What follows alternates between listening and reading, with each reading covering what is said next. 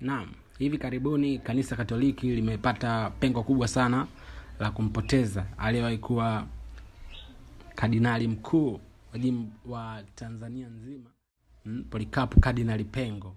Kama ulikuwa mfahamu, leo nakusogezea machache kuhusiana na Kardinali Pengo ni nani na ameifanyia nini dini ya Katoliki nchini Tanzania.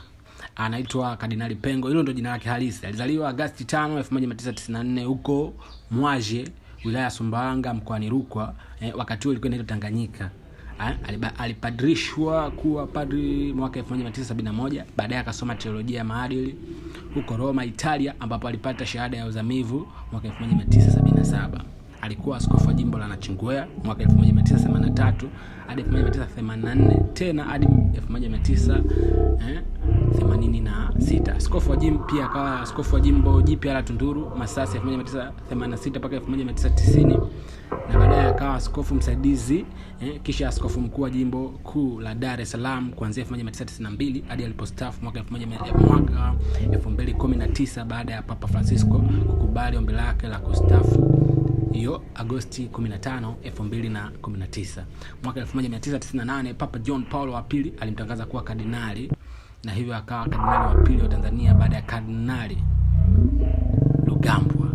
Kardinali Pengo alifariki dunia tarehe 19 Februari 2026 usiku wa Alhamisi akiwa umri wa miaka 81 katika taasisi ya moyo ya Jakaya Kikwete JKCI jijini Dar es Salaam alipokuwa akipatiwa matibabu. Kifo chake kimetangazwa na askofu mkuu wa sasa wa Dar es Salaam Yuday Tadeus Ruwaichi, na kimeleta maombolezo makubwa katika kanisa Katoliki Tanzania, Afrika na hata Vatican kwa ujumla. Ameifanyia nini dini Katoliki Tanzania? Kardinali Pengo ameacha urithi mkubwa katika kanisa Katoliki Tanzania. Aliongoza jimbo kuu Dar es Salaam kwa zaidi ya miaka 27 na alisaidia kuimarisha imani, maadili na umoja wa Wakristo. Alikuwa mstari wa mbele katika kukuza majadiliano baina ya dini, mazungumzo ya kisiasa na kitamaduni, na kulinda maadili ya Kiafrika ya kanisa.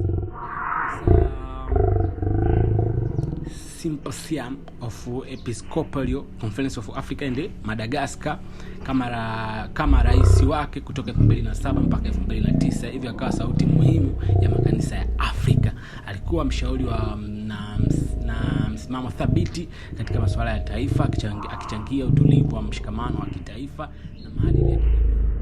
Alikuwa mfano wa uchungu wa kichungaji, unyenyekevu, hekima na uongozi thabiti. Hivyo akachangia sana kuimarisha kanisa Katoliki nchini na Afrika kwa ujumla. Kwa kifupi, Kardinali Pengo alikuwa kiongozi wa kiroho, mzalendo, mchango mkubwa katika kuimarisha imani na umoja ndani ya kanisa Katoliki Tanzania. Sasa anapumzika na mazishi yake yametangazwa kufanyika kituo kikuu cha Hija Pugu tarehe 28 Februari 2029.